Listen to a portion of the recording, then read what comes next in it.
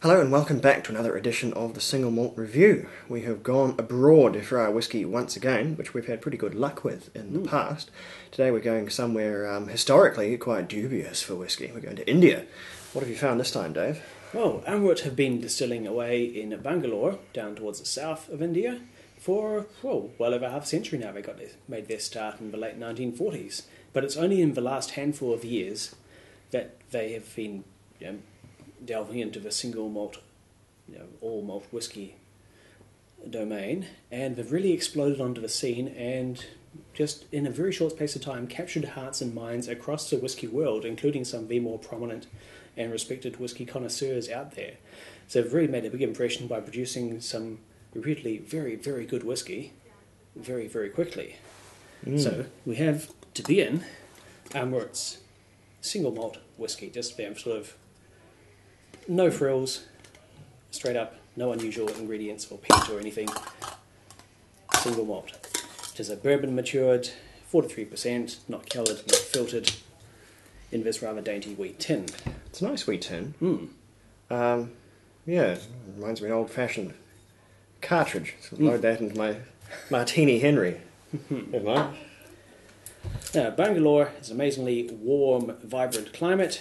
We're in the Kavalan Solist from Taiwan, which has matured extremely fast thanks to the tropical conditions. Bangalore is much the same, getting up close to 40 degrees centigrade in summer, but nowhere near freezing point over winter. Whisky matures extremely fast, losing about, say, 10 to 12% ABV per year, the so-called angel share, compared to around 2% for the average Scotch whisky. The result being, spirit matures extremely quickly. Well, by my mathematics, that's about 5 times the speed of maturation. So, while not being exactly attributive to,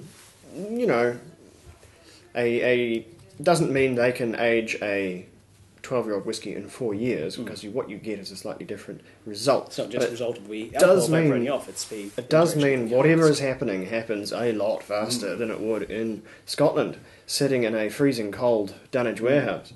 This one uses, I believe, Indian-grown barley, so it's a local product.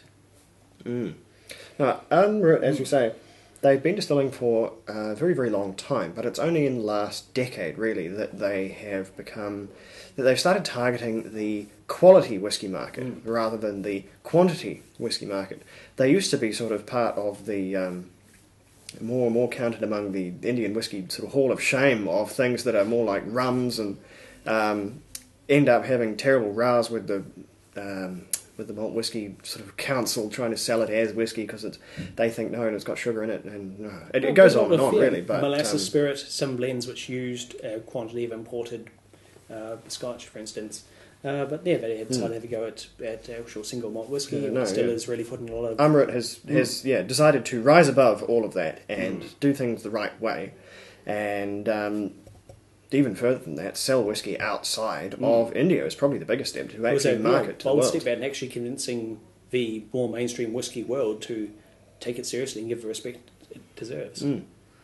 So, this one, do we know if it's been coloured or chill filtered? Or neither. It's more or less unmolested. Okay, so that's 43%, not coloured, not filtered. For a 100% bourbon whiskey, whatever age it may be, it's a really, really promising colour. And that probably shows you just how quickly it takes on wood character in that environment. And that nose is incredible, I must say. It's a very strong orange aroma, strong spices too. Imagine like a clove-studded orange. It's fairly gentle. It doesn't smell young, and... it's a very...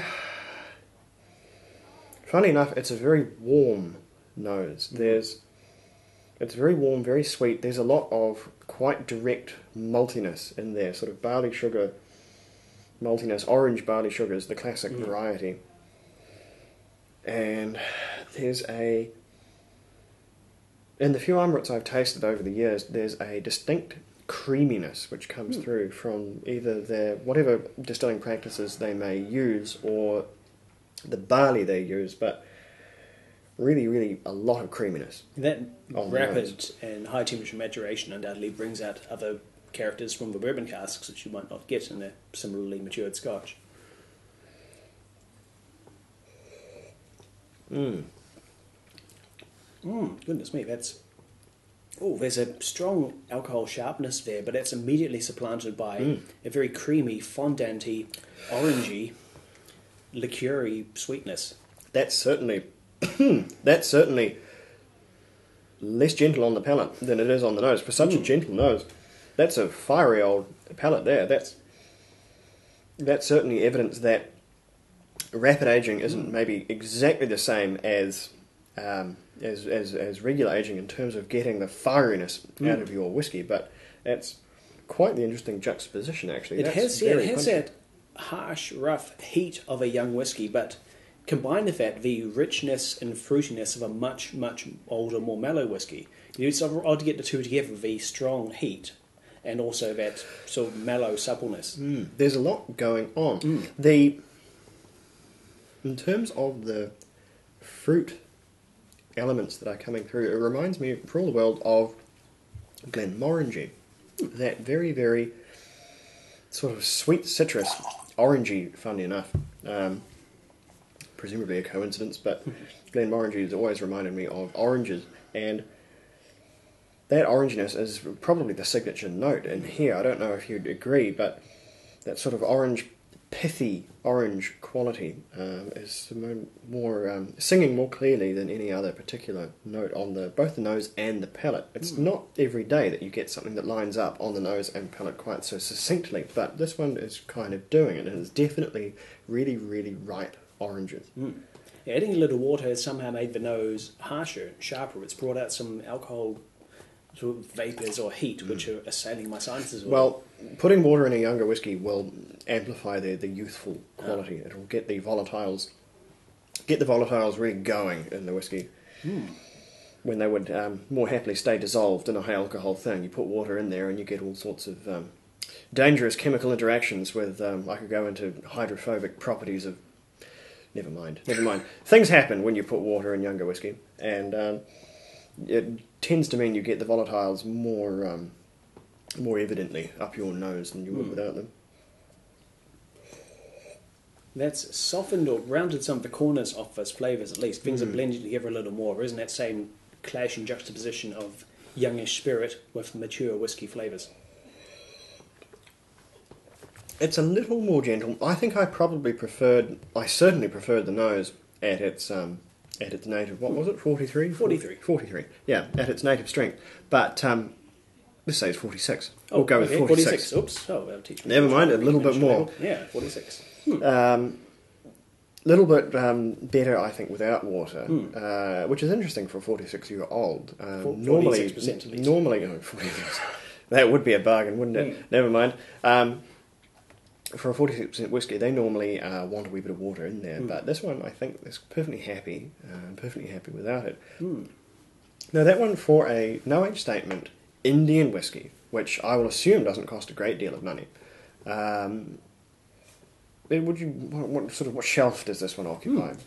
Mid-tier. It's up there with the likes of your, say, Benriach or Glendronach 12 or so. Okay. Around about there. So it's, So that's the proposition. They haven't lowballed it by any means. They've taken a leaf out of, say, the Japanese distiller's book, and they haven't made a cheap whiskey. So there's your proposition if you're looking to get in on that one. I'd say certainly well worth a look. They do a 10-year-old, and I'd be fascinated to see what's going on there, whether it was manifestly sort of more mature tasting than this one or not. Were you to take the sort of 5 times faster maturing literally, 10 years old, that starts to become a slightly frightening prospect for whiskey there in terms of, if you took that very literally, then, well, there you go. That's probably the cheapest 50-year-old whiskey on earth. But somehow I doubt it would come quite so true as that, but I'd still love to try something with a number on it so that I could really make some proper, more clinical deductions, but this is a really good jumping off point. I've sampled some of Amrut's more experimental or newer expressions at the various whiskey festivals, like one, I forget the name, but it was one that was matured for a time in sherry, I believe, then spent a couple of months in port before returning to the sherry casks. Things like that, just playing around with some of the usual more set-in-stone rules of whiskey making and trying things which are new and different, just to take advantage of, well, their unique maturing environment, which, as we've already seen, is doing some amazing things. Scores-wise, for this one, I actually rather enjoy this one. I can't completely articulate why I enjoy it. It's not a very subtle whiskey, but it is quite I think Moorish is the category I'd give this one. I quite enjoy drinking it. I don't have to engage my brain too much. The flavours are very, very primary, but they're very quite, at least at normal strength, quite pleasing. I do like this ripe orange thing that it's doing for me, and I think it would be perfectly happy on a hot day, which this is rapidly turning into actually now that we've closed the doors, perfectly happy with a cube of ice, so we might have to do that experiment later on, we will see. But that's a fairly solid 78 for me. It's well on its way to being a really, really good whiskey. What do you think? It's a very bold, expressive, but still young whiskey, and the fact it's been bourbon matured but has taken on all these explosive, fruity characters is impressive and stands in good stead. And it's an 85 from me. It's very nice. Yeah, pretty solid stuff, worth the investigation. But anyway, we will investigate just a couple more of these miniatures that Dave's managed to find, and so that'll be coming up pretty soon. So anyway, keep safe. It's Joe. We'll be right back.